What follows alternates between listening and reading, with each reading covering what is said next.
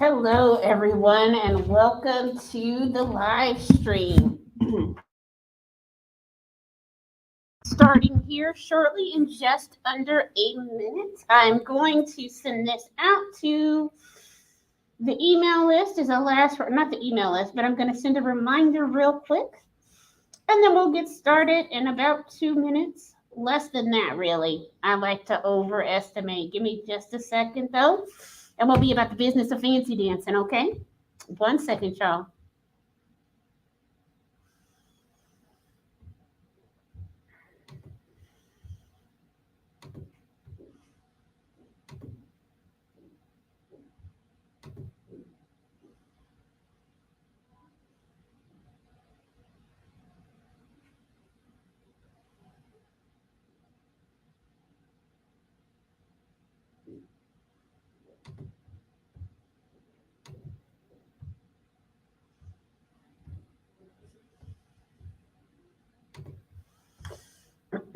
One second, y'all. I just came back to see if my technical difficulties have been solved, and I'm about to solve them.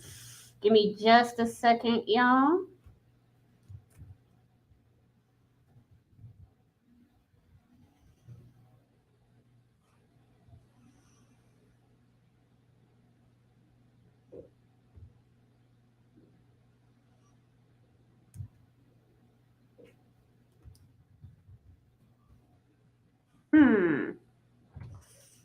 Well, dag nabbit. Hold on a second. Let me see, did this actually do what it was supposed to do? I don't think that it did. Let me just double check something real quick. It did not. That's the problem. Okay.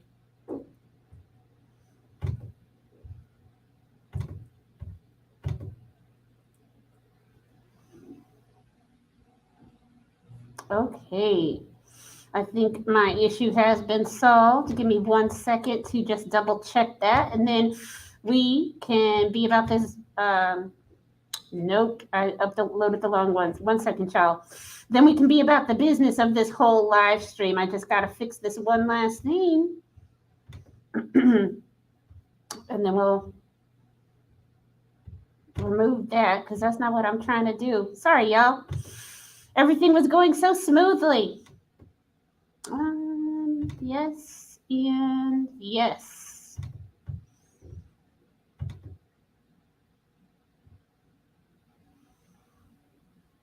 Okay, I think I might have gotten this figured out. Let me just grab my notes, and then we'll wing it in case I didn't get it figured out the way I thought I did. I think, yes, I did. Okay, perfect.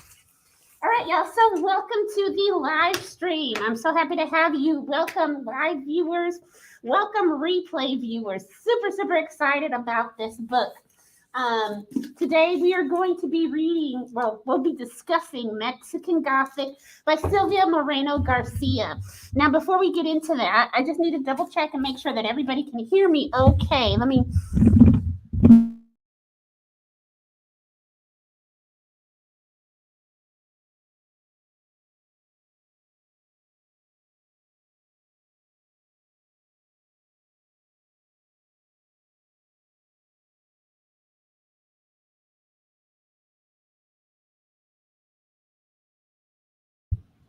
There. Can y'all hear me? Check, check. Okay, I think I'm going good. All right, let me just check over here in the comment section and make sure that y'all can still hear me okay. It says that my mic is back in here, so I'm just going to go with it and assume that you can hear me. All right, so like I was saying, we're going to discuss Mexican Gothic by Silvia Moreno-Garcia. This is in honor of Hispanic History Month, but also we are sliding on into fall. We're also sliding into October. So Gothic novels fall right up in, hey, it's time for Halloween, it's fall, it's creepy, it's cold. This book filled so many different niches and genres. I really, really enjoyed this book quite a bit. Look, y'all see my new hair? Look, some of it's green, and so the green screen is making it disappear. Let me put it in the back so it's not too much of a distraction. Hang on, because it's bothering me, because I can see how my hair looks like it's not there. And I'm like, no, it's there.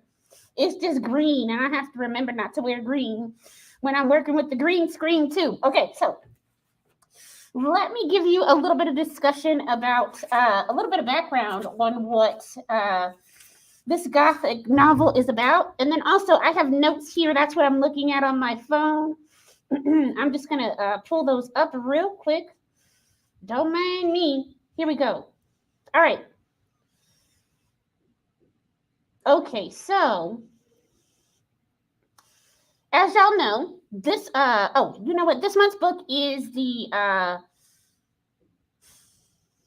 Mexican Gothic. I keep saying that. Mexican Gothic by Silvia Moreno-Garcia. I wanted to talk about a little bit about Gothic novels because I think that there has been a genre shift over, the past 10 or 20 years. And if you haven't been paying close attention to it, you might not realize that a lot of the books that you enjoy in TV shows that you enjoy are actually considered Gothic novels as well. So let's just go over briefly what one of the definitions are of a Gothic novel. And it says that, pardon me, y'all.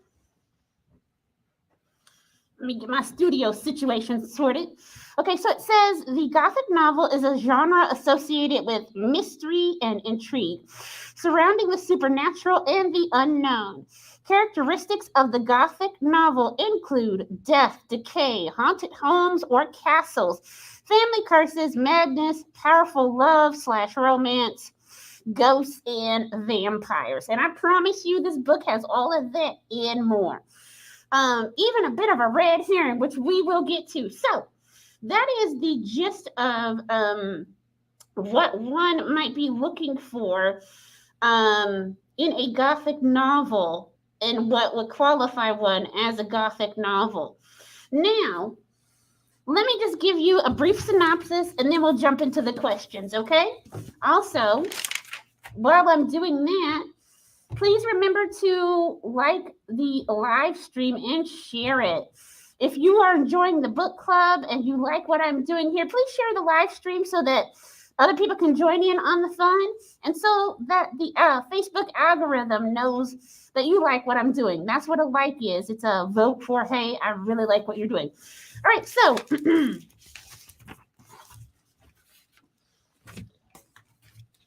after receiving a frantic letter from her newlywed cousin, Nomi Tabata heads to High Place, a distant house in the Mexican countryside, unsure of what she'll find. Naomi, or I keep saying Nomi, that is not her name. Her name is Nomi. Nomi is an unlikely rescuer. She's a glamorous debutante suited more to cocktail parties than amateur sleuthing. But she's also tough, smart, and not afraid. Not of her cousin's new English husband, a stranger who is both menacing and alluring, not of his father, the ancient patriarch who seems fascinated by Nomi, and not even of the house itself, which begins to invade Nomi's dreams with visions of blood and doom. Nomi's only ally in this inhospitable place is the family's youngest son, but he too may be hiding something dark. For there are many secrets behind the walls of High Place, as Nomi discovers when she begins to unearth the stories of violence and madness. Mesmerized by this terrifying yet seductive world, Nomi may soon find it impossible to save her cousin or escape the enigmatic house. All right, so let me introduce you to Silvia Moreno-Garcia. Again, she is the woman who wrote this book. This book has been nominated for several different awards and has won quite a few. Hold on so I can pull up my little whatchamacallit. So I can tell you the awards that it has won. And the ones that it has been nominated for. Okay, so hold on. So this book has been nominated for 1, 2, 3, 4, 5, 6, 7, 8 separate awards. Among them, the Nebula Award, the Bram Stoker Award, the British Fantasy Awards, she won that one in BFA in horror, and then also the Locus Award in the specific category was a horror novel, and she won first in the Aurora Award as well. So a lot of people are really, really digging this genre, and I totally can understand why. Let me pop myself back in. Because that whole genre, Gothic novel horror, it is perfect for people who really like creepy stuff but not too gory, and for people who really like messages delivered in their book. And a lot of the imagery in the Gothic novels are metaphors for other things, and this book is no exception. So, like they were saying, Nomi is this, debutante from high society in Mexico. There's a lot of stuff that was going on during this time that Silvia Garcia or Moreno-Garcia wanted to talk about, as far as Mexico, what it was like for Mexican women in the early 1950s, what colonization did to Mexico, including the scars that it left on the land. So I'm going to briefly talk about a letter that Silvia has written to us. Hold on, let me see if I might be able to pull it up one screen and share it with you too. Hold on a second. Let me see if I can pop in here and pull that up. 1 second. I might just be able to share this, and then you can listen to me as we read along. Let's see.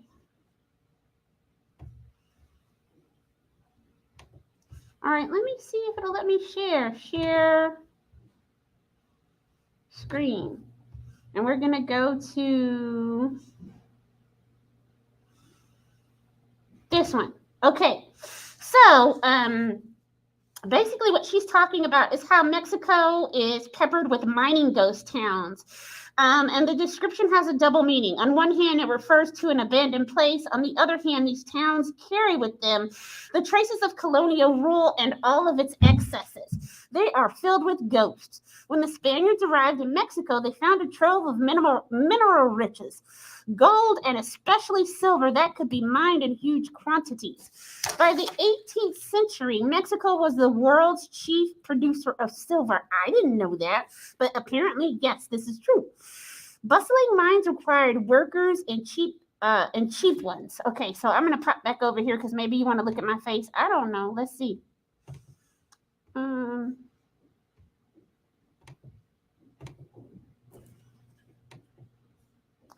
All right, so we're going to stop sharing that. Cancel.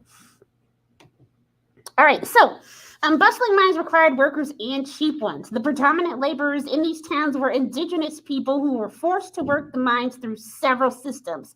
Slavery, economía, reparamiento. I'm sorry for my Spanish, y'all. Excuse my tongue tripping over all these words. Pardon me. Were used at different points in time and often abused, toiling in bad conditions. Those who did not labor in the mines might still feel the brunt of Spanish rule by being driven from their traditional lands. The War of Independence of 1810 did not really ease the gap of foreign powers on Mexico, and its riches did not distribute those the foreign powers, when all that stuff happened, it didn't ease the grasp of foreign powers on Mexico and its riches, nor did it distribute those riches more evenly. After the Spaniards, there came other powers to pry the silver from the earth. So as you know from the book, silver plays a really large role, almost another character in this book, because that's the whole reason why the Doyle family is in this part of Mexico to even begin with. British mining companies arrived around the early 1800s and established themselves throughout the country, including the town of Real de Monte. High in the mountains of Hidalgo, nicknamed Little Cornwall, Real del Monte boasts a unique British-inspired architecture and English cemetery out of a Hammer film. It is this town, which I visited many years ago, that serves as the basis for the location of Mexican Gothic. It might sound a bit odd for a book to be titled Mexican Gothic to actually take place in a town that was modeled and exploited by British forces. Yet that is part of the iconic legacy of Latin America. I suppose I could have called the book Post-Colonial Gothic, but that seems so much longer and less zesty. Mexican Gothic expresses the haunting feeling I had when we drove through Mexico, looking at the remains of towns from another era. To know a place, you must look at the land. What the land told me in Hidalgo is that there are ghosts, and then there are ghosts. The ones that wear bed sheets over their heads are much less terrifying than the ones left by the sins of our ancestors. Woo. Mexican Gothic is a fun romp through a trove of Gothic tropes, including a dark, gloomy house, an alluring yet dangerous man, a family with secrets, and things that go bump in the night. But it's also a story about those other ghosts, the ones that were left like a scar on the land. So, man, I really, really enjoyed this book. So let's get to it. So Naomi is out partying one night, and she gets a call, and she's told, hey, you need to come home. And she thinks it's her dad trying to get her away from her current beau. And in essence, he was, but he really did need her. And he was like, hey, you need to go check on your cousin Catalina, because I just got this weird message from her, this note, and she don't sound too good, and I want you to go check on her and make sure that she's okay. And so, of course, Naomi was like, bruh, okay, I'll go tomorrow or like in a day or two. He goes, nah, I think you need to go on and go immediately. Do not stop, do not pass go. You need to go check on your cousin.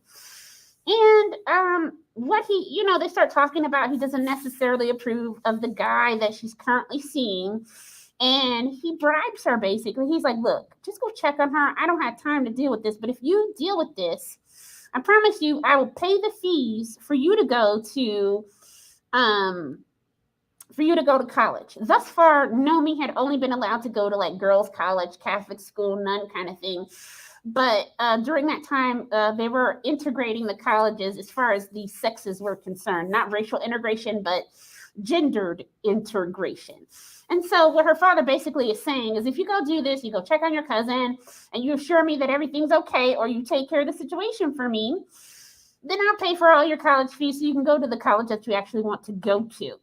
Now, her father treats Naomi like she's an airheaded little, pretty little stupid thing. But at the same time, he trusts her enough to go take care of the situation. What he basically told her was to use her feminine wiles, like she is able to manipulate a lot of men, to make sure that her cousin is okay, and if she's not, to go do something about it. So that's what Naomi decides to try and do. So she, packs all her stuff, gets on a train, and she goes. And then she starts telling us about Catalina and how she came to live with them.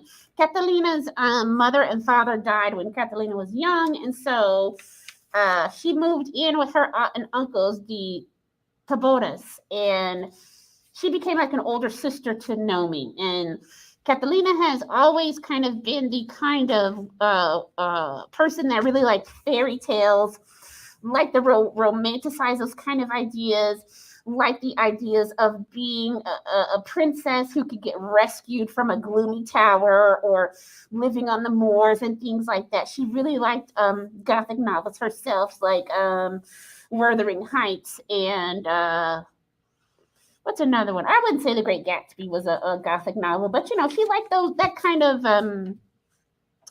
gloom and doom old house kind of thing. She really enjoyed fairy tales a lot as well. So, as they are leaving the city of Mexico and they're going to the countryside, going to the forest, we start to realize that Naomi's never actually lived outside of the city. Like, she's reminiscing about these stories, and she is just like, this forest seems like it's never going to end. And we get to a picture of her life. She talks about how she vacationed in more rural areas of Mexico, but she was like in Veracruz at her grandma's beach house. It is not the same thing as being in the mountains of Mexico in some rural place where you can't get the latest types of cigarettes and foods and newspapers. She had no idea what she was really going in for. Yet her dad seemed to think that she could handle business, and it turns out that he wasn't wrong, but I think he was a little bit too careless with his daughter, and also he underestimated the actual danger that both Naomi and Catalina were actually in. But that is one of the themes of this book is misogyny. Trigger warning, there's a whole bunch of let me not say it out loud. S-A. I guess I could say it. I'm going to type it into the, let me type it into the chat so I can give you guys a physical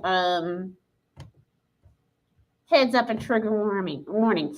In the meantime, though, too, if you're part of the newsletter, right here is a link that you need to click on or copy and paste to sign up for, because if you are part of the newsletter, then you already know what I'm talking about, because I did give trigger warnings in the email that I sent out. But hold on. So let's see. TRI trigger warning for SA.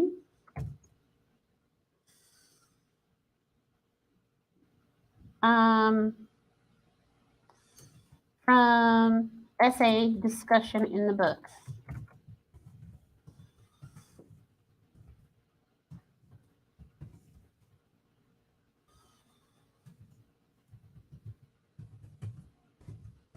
Okay, so now there's a timestamp there. So for people who might be triggered by that, we're about to start talking about that because it's a part of the book.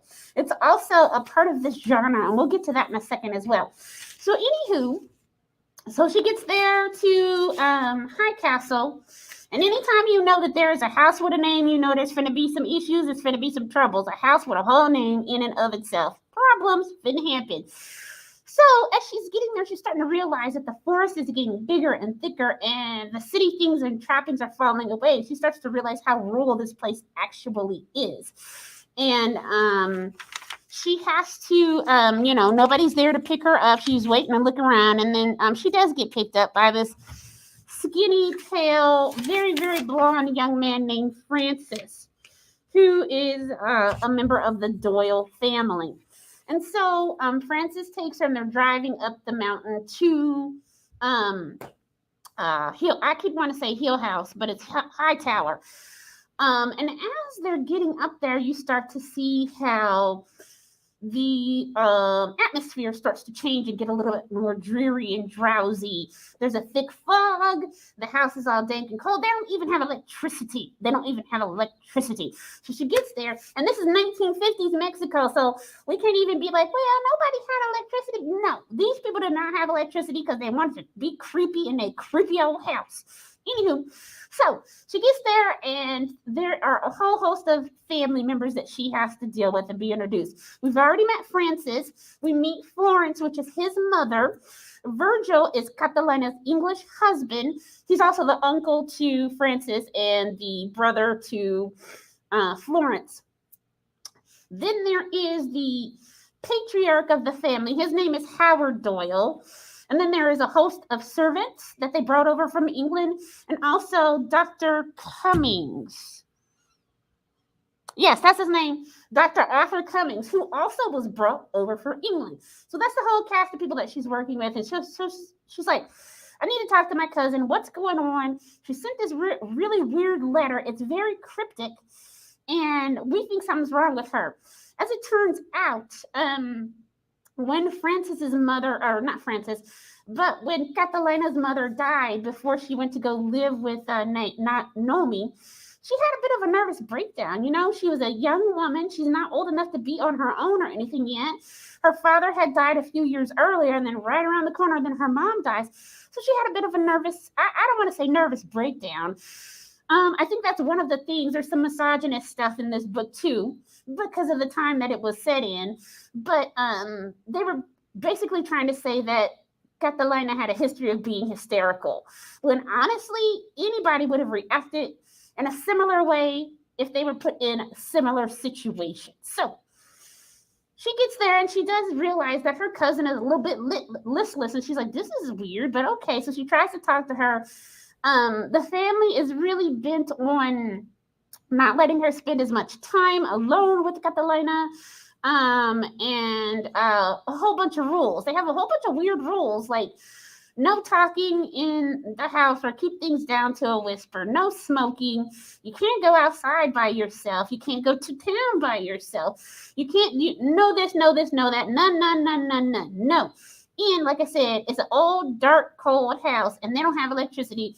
So she had to carry these candelabras around everywhere. Perfectly creepy, just like in the Fall of the House of Usher or Hill House or something creepy like that.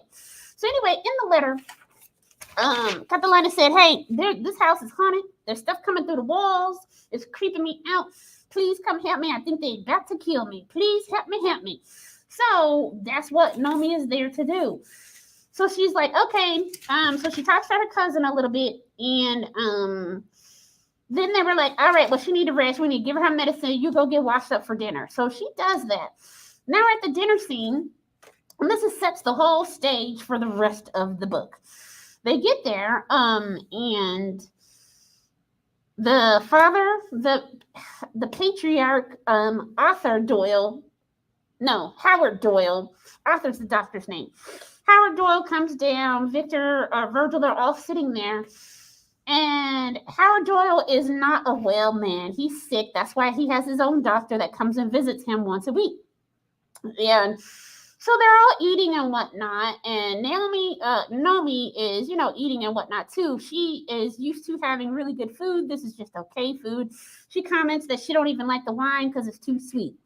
So anyway, Howard starts talking about, hey, your cousin married into our family, and we didn't expect that to happen because, again, the Doyle family is English, and Nomi and Catalina are Mexican. And so this Howard immediately launches into eugenics, like dinner talk you ain't supposed to be talking about when you have let somebody marry into your family. I say let, or have joined stuff, but he immediately starts talking about eugenics and how she's a dark specimen, but she's beautiful and dark and whatnot, and talking about not mixing with your lowers and whatnot. Like he didn't even let them get to the dessert course. They didn't even have a soup course. They were still on the salad, and here he go putting hot, fresh racism and eugenics right on the table. He's just like, bam. It's just like, oh. Well, okay, then I guess that's what we're doing. So, yeah, he introduced all that, and he was just like, well, okay, no, drop this racist stuff. Let me just go on upstairs and go sleep. And so, Nomi is like, well, that's not cool. That's not what she said, but I'm not going to say what she said. You better get that book. You better go on over to Libby and get the audio book to find out what she said. So, anywho. So she's like, yeah, that's weird. So, she gets another audience with her cousin after this dinner night because he's like, I don't normally come down here and eat. You probably ain't going to see me again. So, hey, this is just a one kind of thing. So she's trying to determine if her cousin does need psychiatric help. And so she sees her again, and she was like, yeah, there's something wrong. This is not right. This is not my cousin. This is not the lady that I remember growing up. She seems a pale shadow of herself, a pale imitation. Nomi does like to push boundaries and whatnot. She immediately breaks all the rules. She smokes in the house. She be talking at the dinner table. She tries to introduce herself to the servants, and they don't want to talk to her either, and they're just all really quiet and whatnot, right? So, let me check my notes really quick on here to see if I'm getting everything right. So, anywho, hold on, let me do this real quick. So, anywho, the town that they had to pass through to get to Hill House is called El Trifuno. And so she talks to her cousin, and her cousin says, hey, there is a local medicine woman in town that I was getting this tincture from. Can you please go get me some more? Because I can't sleep. There's freaking ghosts in these walls. They coming out bothering me. And then she go off into her little faraway dreamy place. She's like, I need your help. Please go do this. So Nomi is like, I am here to do some things. And if anything, I'm going to break some rules. So she she get her little accomplice, what's his name? She called him an insect, Francis. He gets him to take her to town. She goes to town. She finds the lady, Miss Martha. What's Martha's last name? I don't remember Martha's last name, but Martha is a local healer. Duval. Martha Duval. She's a local healer. She heals a lot of people. She remembers who Catalina is, and she tells Nomi, girl, that house is haunted. Them people got a curse on them. They all don't do nothing but take. Everybody who had anything to do with them dies. She started giving her the background on the Doyles and their silver mine, and talks about how there was some kind of breakout of some kind of disease that happened in a cycle. A whole bunch of people died. Things seemed to get better, and then it happened again.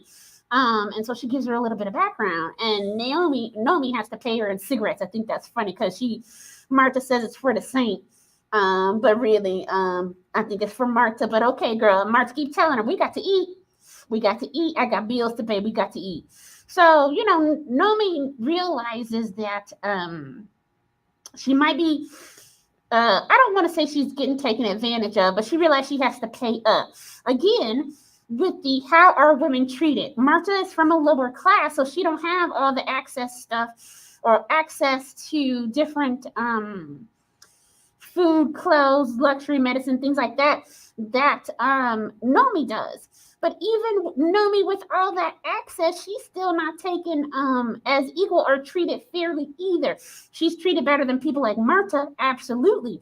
But is she treated like an equal? No. And that bothers her. So I just wanted to stop and point that out. So anyway, she takes the tincture back and she gives it to her cousin after she has met a local doctor in town. What is his name? His name is Jose, because he's gonna come in helpful later. What is his name? I forgot Mr. Jose's name. His last name, Dr. Oh, wait, hang on. I wrote it over here. Dr. Camarillo. That's his name. He's the town doctor. So, and he's the one that also told her about an epidemic that came about every few years and killed a lot of the locals and the English people too. There's a big cemetery in the back of Hightower of the house as well for all the people that they've had to bury. That's how many people died. So anywho, Nomi does what her cousin asks her to do.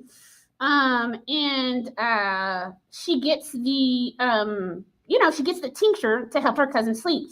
She gives it to her cousin, and her cousin immediately starts having seizures because I think her cousin took a little bit too much, and she starts having seizures. So all the family members come running and stuff, and they were like, girl, what did you do? You ain't allowed to see your cousin no more by yourself. It's going to be supervised visits from now on. And then Frances, who is the daughter of Hunter, that ain't his name, Howard. Pardon me. She's the daughter of Howard Doyle. She was like, and I know you've been smoking in the house. I don't appreciate that. And really, you need to quit talking to my son. I don't appreciate that. You distracting him from his duties and his chores. Like he got chores. Like he's the one keeping that big old Gothic house running and whatnot. She's really trying to keep Florence is trying to keep Nomi and Frances separated as much as possible because she thinks that Nomi is a bad influence on Frances. Little does she know. Anywho, so Nomi keeps commenting on how the wine tastes a little weird. She don't like it. It's a little sickly. She starts to have bad dreams, and she starts sleepwalking again, something she hadn't done since she was a child. So, anywho, come to find out, I'm gonna jump to so we can start asking some questions. I'm trying to give you a quick synopsis, and then we'll get to the questions really, really quickly. So, where are we? So she starts having these really weird, bad dreams. And after, her cousin had the seizures and whatnot, they decrease her visit. She can't go see her cousin as much. And she's there to double check on her cousin and report that back to her dad. Remember, Nomi is trying to get to go to regular people college so she can get a degree in anthropology. She is smart. Plucky young lady. Oops, sorry for hitting that microphone. Super smart, super well-read. her father encouraged them to solve riddles at the dinner table, whereas the Doyle family, ain't nobody even supposed to be talking at the dinner table. Shut up, eat food, and get on up out of here, basically, is the vibe that you're getting. So, anywho, Nomi is really, really smart, honestly. I think people are treating her like an airhead because she's cute. She's a debutante. They don't take her serious. But she's mastered several languages. She speaks English, she speaks Spanish, she speaks French. And she is really interested in anthropology. She's kept up with reading as much as she can. Even though she is not in a co-ed school, she still reads all the proper journals and whatnot and blah, blah, blah, blah, blah. They keep talking about how she's flitted from this to that or whatever, so nobody wants to take her serious. But yes, somehow she's supposed to go rescue her cousin. Okay, make your minds up, people. Either she's an airhead or she is not. Anywho, so Nomi starts to be like, wait, there might be something going on to this little message that my cousin has sent me, because she increasingly starts having really bad dreams. She develops this weird rash on her wrist that she has to go to the doctor back in town to get seen about. She sneaks out again because they keep telling her, well, it's your fault. You almost killed your cousin. She had all these seizures because you got that dumb tincture from some witch doctor in town. So she sneaks back out to go talk to the doctor to get her rash seen about, but also to ask him, hey, have you ever known any of Marta's remedies to hurt people, to kill them? She finds out that the family doctor, Arthur Cummings, tells Nomi, well, that little witch doctor put opium in here, and that could have killed her. So Marta goes and tells Dr. Jose Camarillo, hey, can you analyze this? And he goes, I don't have to analyze it to tell you that there is no opium in that tincture. First of all, if Marta was hurting the people, I would not allow her to be in town. She actually helps a lot of people, and she makes her own tinctures and remedies from the plants in this area. That's how I know you didn't get that tincture from no Marta, because we don't got no poppies in this side of Mexico. That came from somewhere else. So one thing I forgot to tell y'all is, like, when she's getting background information on the family, you start to hear that the Doyles, the author Doyle, has never seen Dr. Camarillo, because, again, this man is an old eugenicist, loving, racist man, and he believed in, like, phrenology, and that's the study of people's heads and stuff. They use that's a false pseudoscience. They say you could tell how intelligent people was just by the shape of their skulls. Okay. Anywho, so Jose said, yeah, that man ain't never seen me. He don't want Mexican people doing that with him. We can't be his doctors. All we can do is toil in his mind and die. So he ain't never seen me before. He has his own doctor. Come to find out, the Hunter, I keep calling him Hunter, Howard, brought his doctor over from England, brought his servants over from England. He even brought dirt over from England. And child, that was the first thing I said. I was like, ooh, you a vampire, Nosferatu, because you got to sleep in the dirt of your homeland so that you can continue your evil curse. That's what I thought at first.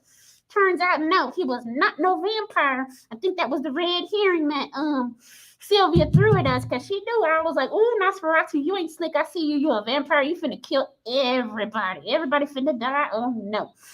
So, anywho, so Nomi, she gets this confirmation that Marta ain't killing nobody. Marta ain't got no poppy tinctures, because there's no poppies here. Where did poppy tincture come from? It came from the Doyle's doctor. So, anywho, let me check my notes real quick. Also, remember to please like the page. You too, replay viewers, you are so important, just as important as the live stream viewers. But please like the page. It tells the Facebook algorithm that you like what I'm doing here. Remember to share the live stream as well, so that everybody can have fun. Listen to me talk about these awesome books. Okay, let me check the comment section real quick. Make sure that everything is okay. All right. It looks like we're doing all right. If y'all have any questions or anything, please feel free to drop them down in the comment section. I'll come back when we are going to jump into the questions and the discussion questions in just a second. So if you want me to talk about a specific part of the book or something like that, drop it in the comment section and I will make sure to do that. So anywho, where are we? So she finds out this isn't true. That she was not the one that could have been causing this problem. Meanwhile, she's been sleepwalking, she's been seeing things, she's been having these weird suggestive dreams that I will not go into detail here, but you can go and get the book if you have not already read it. We have plenty of copies, or you can just, get it off of Libby.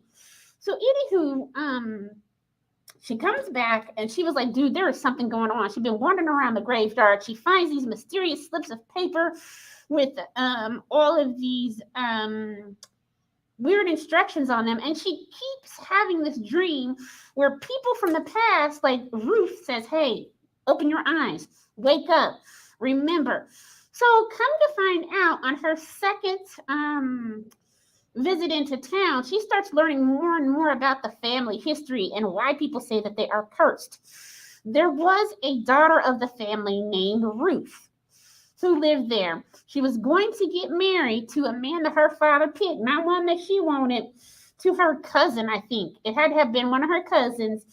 And a week before her wedding, Ruth shot her uncle, her cousin, the men, her uncle, her aunt, her groom, and then she shot herself.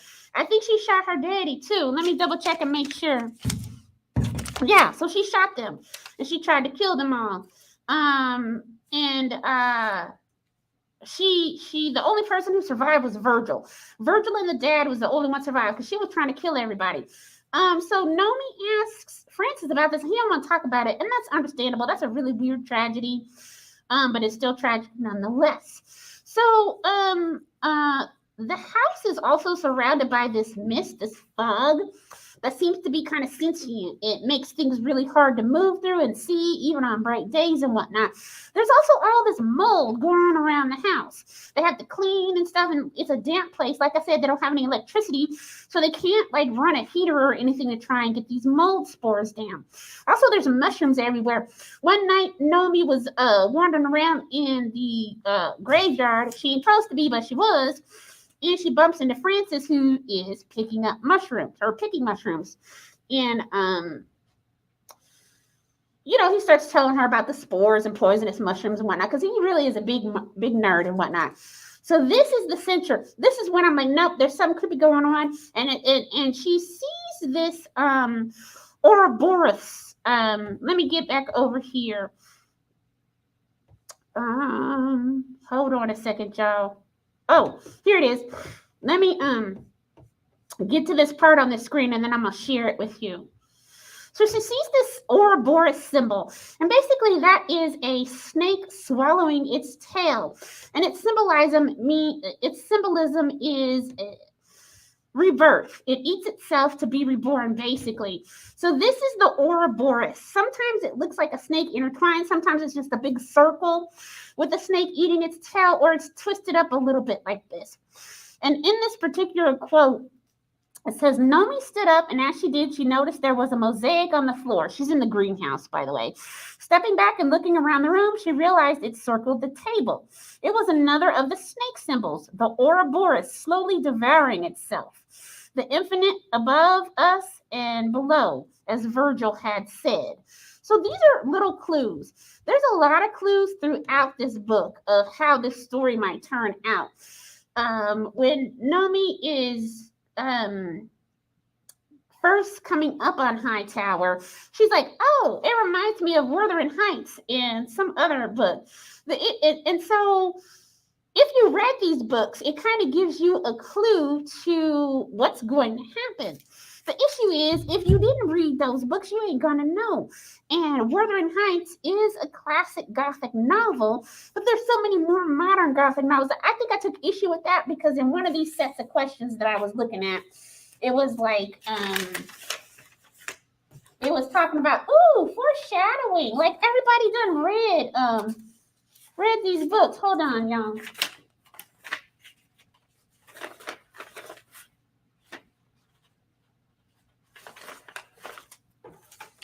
I had to get my set of questions. Here they are. So it was one of these, and I did not. Yeah, here it is. It says Nomi says that High Place is like a Gothic novel, and references Wuthering Heights and Jane Eyre. That's what it was. Does this awareness foreshadow future events? The only way you're aware is if you've read those books. How many of y'all read Jane Eyre or Wuthering Heights? We have them at the library. I'm not trying to say that, you know, if you didn't read them, then you're a big dummy. I ain't read no Jane Eyre. I read Wuthering Heights. But I thought that was a weird question because it's just like, bruh, okay, you assuming that everybody has read these books and they have not. So, no, everybody's not going to pick up on these foreshadowings. But anyway, I started to pick up on some foreshadowing with that Ouroboros because I'm like, okay, so who's killing themselves to keep on living and going on and so forth and so. Come to find out, all that mold and stuff is growing in the house because them is some mushroom peoples. I started immediately thinking this. There is a Gothic movie. It's called Attack of the Mushroom People. It's a Japanese movie from 1963. I can't remember the Japanese name. It starts with an M. Montaro, or something like that. And this is where the creepiness and the hauntingness comes in. It turns out a long time ago, the patriarch of the family found some caves in the land that they were on in that big area in Mexico. And there were people there high in the mountains kind of worshiping this fungus and hiding from people. Howard Doyle is about 300 years old because he has figured out a way to form a symbiotic relationship with mushrooms, child. Mushrooms. So the whole house in Hill House, the mycelium of mushrooms it's all around the house and it spreads out through to the graveyard. If y'all remember from the book club when we read that book, Entangled Life, about mushrooms and fungi and how they don't really fit into any kind of category very neatly as far as animal, mineral, plant, human, blah, blah, blah, all that stuff. They kind of can go into either one. And we talked about the mycelium and how it uses the mycelium to communicate and to communicate its needs and where it's going to go to find rotting, damp soil and stuff to grow in. Anyway, so it turns out that I'm not the only one who loves mushrooms a lot, but old man Doyle really does too. He has taken over as a god for these people. There was about 24 of them in this mountain worshiping. They had a holy man. They were worshiping the holy man. And he was worried because he was like, I can't keep doing this. I'm getting too old. I'm going to die. Who's going to take care of my flock? And Howard Doyle was like, don't worry about it, bro. And he drowned that man, killed him. And then they all proceeded to cannibalize that poor man. Howard Doyle took their mushroom, and a lady that was in there burnt everything down, took the lady, SA'd her, and started making babies, right? He got this lady pregnant. He comes back, and he realizes now, this is all the stuff that I'm finding out are coming to know me in dreams. It turns out that the gloom around the house, including the fog, is kind of like a consciousness that is being able to be accessed because the mycelium that has integrated itself into the house in and up under it as well. The mycelium is able to hold memories, and it is holding the memories of not only Daddy Doyle, but Ruth, who killed everybody, Daddy Doyle's sisters, Agnes and Alice. He called them his wives. He neglected to say, I forgot to tell y'all. One of the most important things, this family is full of incest. It's like flowers in the attic up in here. Uncles marrying cousins and sisters, and Mr. Doyle married both of his sisters. I say married. They didn't really have no choice. That man was SAing his sisters. And that's why Ruth went nuts and shot everybody. Their family is genetically linked with these mushrooms. It extends their lives. Doyle, old man Doyle, what's his name? Howard. I'm going to just call him old man Doyle because y'all done called him Hunter and Hubert and every damn thing else. Whoops, everything else. That's not a cuss word. I just be trying to keep things PG-13 over here. Anywho, he is able to transfer his consciousness to the mycelium in the house and around the graveyard and on the grounds and whatnot. What he has been doing to live as long as he has, if he keeps having children, he can transfer his consciousness into their bodies, right? And then he can control them. There are spores, mushroom spores in the house too. And so when you breathe them in, it can slowly start to control you too. And if you are not compatible with those mushroom spores, it will kill you. That's why all the miners were dying. All the English miners were dying. All the Mexican miners were dying. And it seemed to get better over, it would go in cycles. People would die really bad because of the epidemic, and then things would get better. And then the epidemic would start back up, and people would start dying again. Child, what they were doing is, the way fungus works, it has to have a fruiting body or something to eat for it to keep growing. And so they had taken his first wife as a sacrifice to establish the mycelium in the house and on the grounds. All of those people are genetically symbiotic with these mushrooms now, and it extends their lives. They started intermarrying with one another so that their children could get conferred the longevity upon them as well. There's a whole bunch of incest up in this house. That is why Ruth killed everybody and shot everybody. She was trying to end it. She had fell in love with this local man from El Trafino, the town, and wanted to run off with him. But because there is a symbiotic relationship, she could only get so far before she got sick or started to suffocate. The only people who were allowed to kind of go out and bring in new blood were people like Virgil, because he was going to get taken over. His dad was going to take over in his body when he turned 25. The issue with that was Ruth had done so much damage to the house and the lands and the grounds. It was hard for Daddy Doyle to control them, and he took a long time to heal, and she had done so much damage that he was about to die, right? So there's going to be a new conference happening. I'm skipping over a lot of some of the more touchier parts of the book, but Virgil, who is married to Nomi's cousin Catalina, is a nasty man, and he's trying to get in Nomi's bed as much as possible, and he's using these spores to control her and her reactions to him and tell her that she's sleepwalking, but he's really trying to be a nasty man who deserves everything that happened to him at the end of this book. That's all I'm going to say about that. So anyway, but that was mushroom people the whole time, y'all. Please go and read Entangled Life, because it really talks about this. I really like the way that Silvia has meshed science and Gothic novels. The reason why they didn't want her smoking in the house is because certain light, like too much light, like electric light, bothered the mycelium, the mushrooms. The cigarette smell, because Naomi was smoking them cigarettes, Naomi was smoking them, it didn't like those either. And those servants, because there were 3 servants in the house. Besides the family that lived there, they had a modest household staff of 3. The reason why the people really didn't talk that much or didn't want to talk to her, they were drones, y'all. They were drones. There was not so much left of themselves anymore. Because like I said, Daddy Doyle imported the doctors, the servants, and everybody from England. But really, the mycelium, the spores had embedded in those people's brains, and they're basically like walking zombies.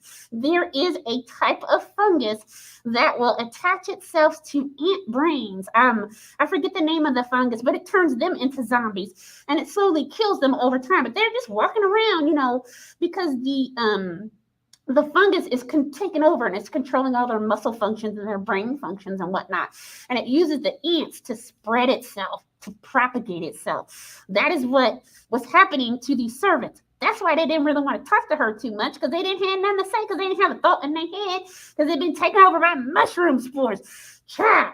Woo! Oh my goodness. I'm so excited about this book. It's 4:53, y'all. I didn't even launch into none of these questions. Let me get a few questions in, because I have the room for a little bit more time. So, how did you feel about the historical period and setting the book takes place in? I really loved what Silvia Moreno-Garcia did with this.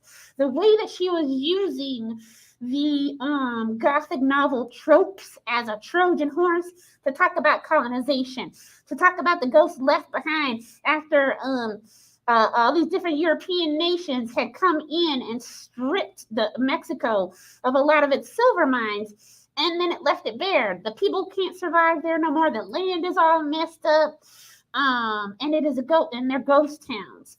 In more ways than one. You can see the scars that the ghost left on the land as far as the mining of a silver mine until it collapses, until when it rains, it's too dangerous to get to certain places because the roads are washed out, because of all the mining and the disregard to anybody who currently live there or who might live there in the future. They didn't care. They was just going to take this valuable minerals and metals and stuff from these Mexican people and take it back to Europe, so they didn't really care. So that's one thing that I really liked about this setting, because I didn't know that Mexico used to be one of the world's leading producer of silver in the 1800s. I had no idea till I read this book. So I really like that setting. I really feel like I learned a bit of history with this Gothic novel as well too. It's asking me, what did I think of Nomi? I really liked Nomi. I didn't like how she was treated, but that's how things were in the 1950s. I liked how she was able to finagle to get what she wanted, and often let people underestimate her to do so. She was so well read and so smart, and I expected her to be. I can imagine how hard it must have been for her to have all that talent, but to be so disregarded, to be thought of as not as good as, in, especially when Daddy Doyle was doing all that eugenic talks at the table, and he kept telling her that she was lower class and lower stock. He used the word like, oh, you're a breeding stock or something like that. So anywho, I liked how she tried to be strategic in what she did, and she ended up saving herself, her cousin, and a little old bug like Francis, who really turned out in the end to be the most redeemable Doyle, because he knew it was wrong, and he had been resisting the house and his family for quite some time. And I think that leads into the next question. I think it was like, what do you think about Catalina? Here it is. I really, I said Catalina, Carolina. I really like Carolina because she figured out how to rescue herself even before Nomi got there. She still needed help. She was smart enough to have a backup plan. And that backup plan paid off because Martha came through. If Martha hadn't sent that letter, Catalina would have been sacrificed to grow more mushroom spores. And mushroom babies, and to be attached like that. The weird thing about this book too is when they're all trying to make their escape, and Florence is trying to stop them, and she goes to battle with her own son Francis, and Nomi's like, that's your son, and she's like, he's just a body, like he don't matter, like that. And to them it didn't matter. They literally worshiped their dad as a god. And so they were all just bodies to them. And I think, again, that's another metaphor to how the mining conditions were atrocious. Atrocious? It starts with an A. Atrocious. And they didn't care. They didn't care because these were just bodies to them. They didn't care about the local Mexican people. And oftentimes they didn't even care about the indentured English people that came over to sometimes help. They were just doing whatever they needed to do to get what they wanted, because those people were just bodies. So let's see. I think we have we have time for a couple more questions before I have to end the live stream. Let me see if we have any questions from the folks in the comments. Hold on. No, we do not have any questions. Okay. People who are watching the replay, you can still type questions in here. I get an alert, and I'll answer your question even after today's live stream.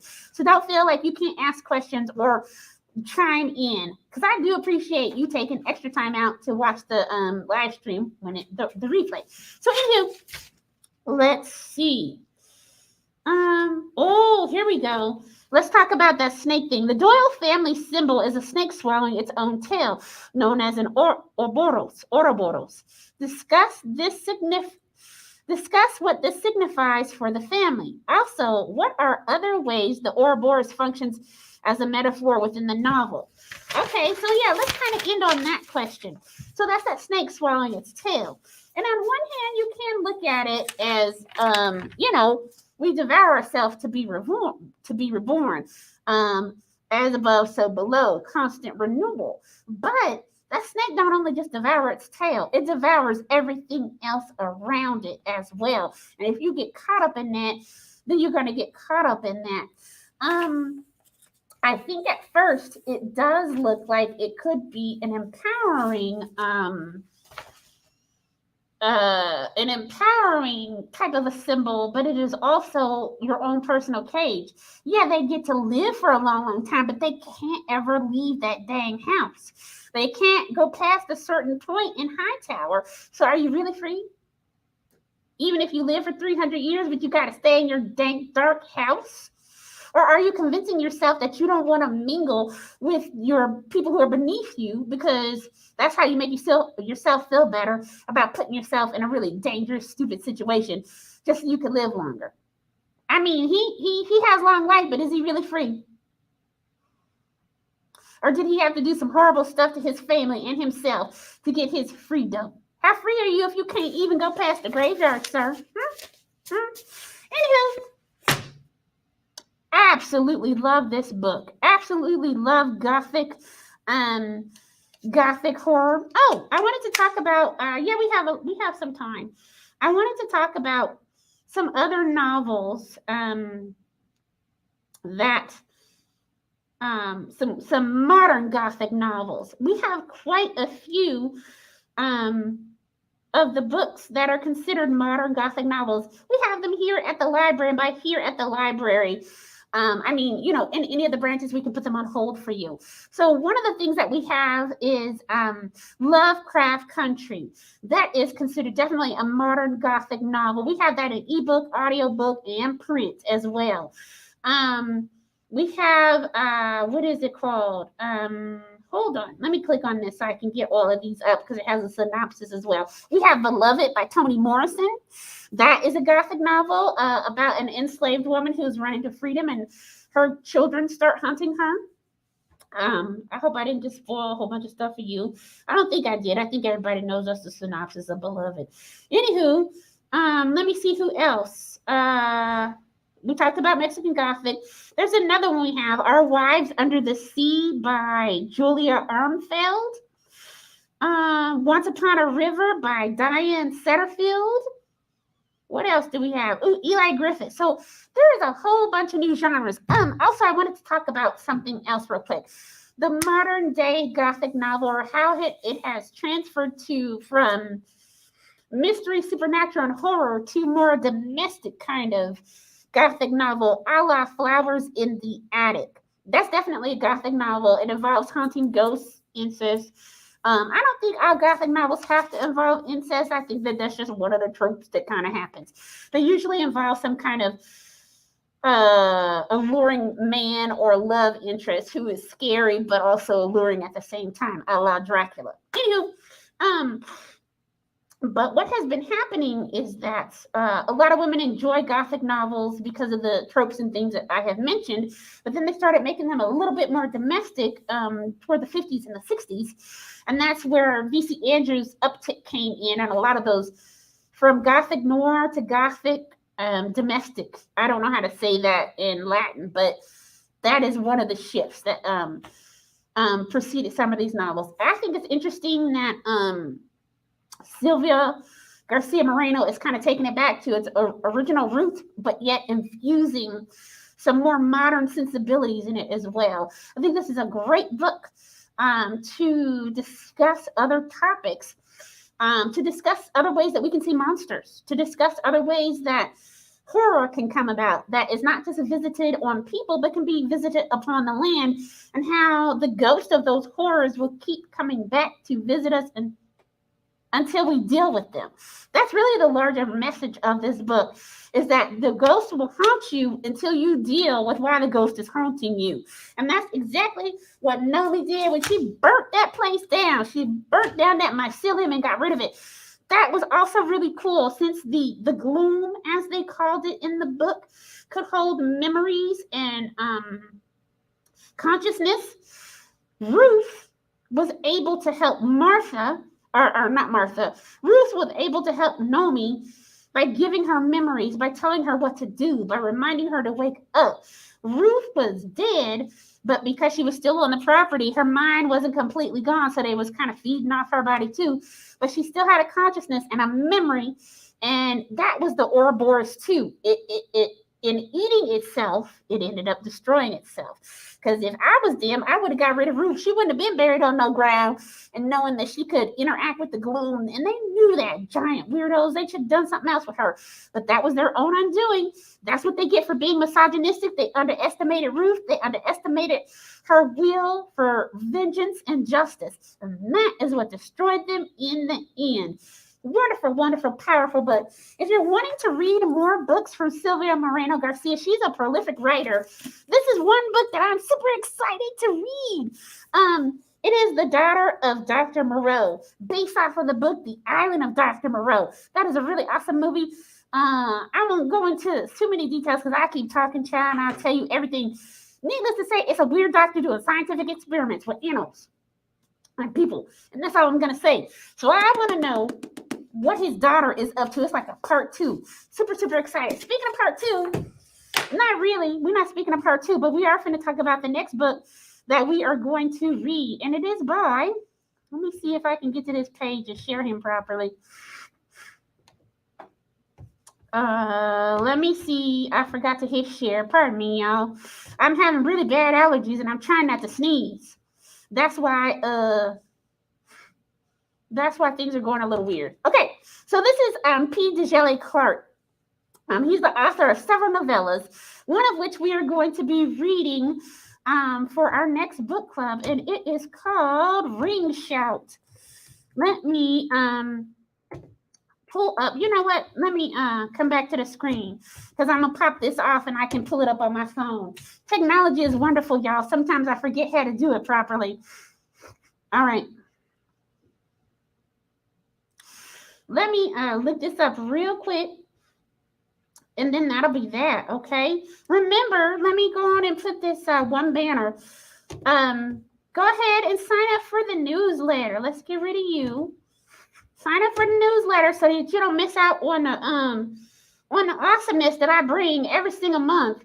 Every single week, if you're part of the Lovely from the Library Facebook page. I post over there.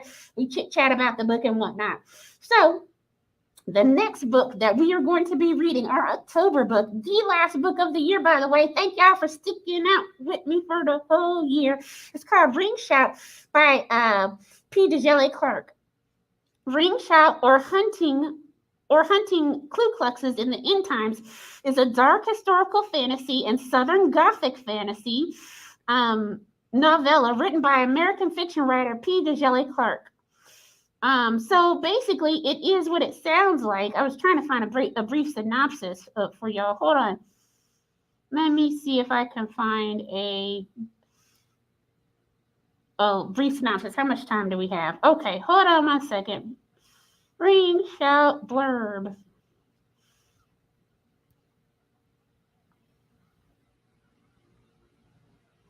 Okay, so the story follows Maurice Bordeaux on her quest to hunt and destroy the demons summoned by the Ku Klux Klan, known as Ku Kluxes. She is joined by fellow hunters Sadie Watkins and Cordelia Lawrence as a supernatural evil is rising in an alternate history of 1920s Macon, Georgia. So again, we're involving, it's a Gothic fantasy novel. There's people that are being haunted.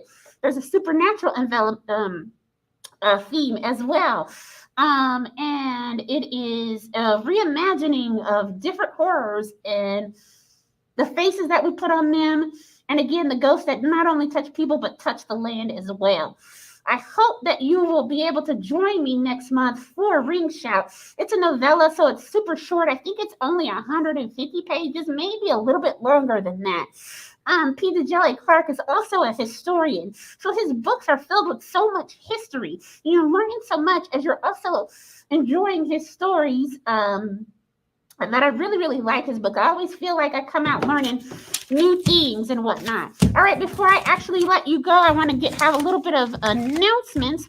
Some really, really cool things that we have coming up next month. Super excited about Arttober. Arttober is all month from October the 1st through the 31st. It's for teen and tweens. So, pardon me, you sign up and you come and pick up your kit. You get all the prompts for all 30 days. And what you do is each day you're going to post a picture from that Arttober prompt. And there's a Discord and you'll post it there and you can share it out as well on your own social medias if you want to. Please sign up for that. And then come pick up your kits. Those kits are only for teens and tweens. You can participate if you are not a teen or tween, but you won't get a kit. That's for the babies. Let the babies have the kits, okay? Okay. But for us adults who are still children at heart, we didn't forget about you. You guys are gonna have a really cool craft as well. That's gonna that craft is gonna be available from the 1st through the 15th, and it's a stress relaxation dough. So you're gonna make a dough, kind of like Play-Doh. You get to put really cool essential oils in it, and then you can use it to help, de-stress yourself. That is for a part of the All Pueblo Reads program that's in October/November. You can go to the website to see the title of the book, the main book that we're doing for Pueblo Reads. I know it's by Kristen Hanna. I know it's about the Dust Bowl. I forgot the title, y'all. I'm so sorry. I was lucky enough to get the extra book titles that I did get. But anywho, we're doing our Pueblo Reads, and we would love to have y'all for that as well.